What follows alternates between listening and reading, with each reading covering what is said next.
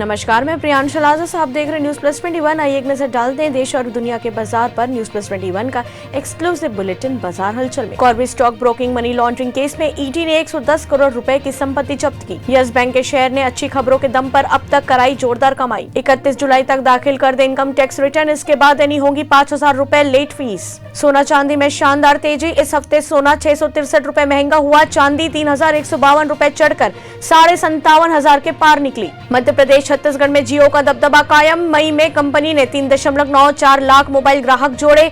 Market share में भी सबसे ऊपर बीएसएनएल को हुआ नुकसान। ओला उबर में नहीं होगा मर्जर। ओला के सीईओ भावेश अग्रवाल ने कहा, कंपनी बहुत प्रॉफिटेबल और अच्छी तरह से बढ़ रही। पार्ले ने फिर अमूल को पछाड़ा। एफएमसीजी सेगमेंट में लगातार 10वें साल मोस्ट चूजन ब्रांड बना। ब्रिटानिया तीसरे नंबर पर रहा। श्रीलंका में महंगाई दर 61% पर पहुंची। फूड इन्फ्लेशन रेट 90% के पार पहुंचा। रेल यात्रियों के लिए राहत की खबर, जल्दी पटरी पर लौटेंगी। कोरोना काल में बंद हुई सभी ट्रेनें। राकेश झुनझुनवाला के निवेश वाली कंपनी के दमदार नतीजे, 22% बढ़ा प्रॉफिट। रेवेन्यू में 70% की आई ग्रोथ। ऐसी जानकारियों से अपडेट रहने के लिए देखते रहिए न्यूज प्लस 21, आपके हक की बात।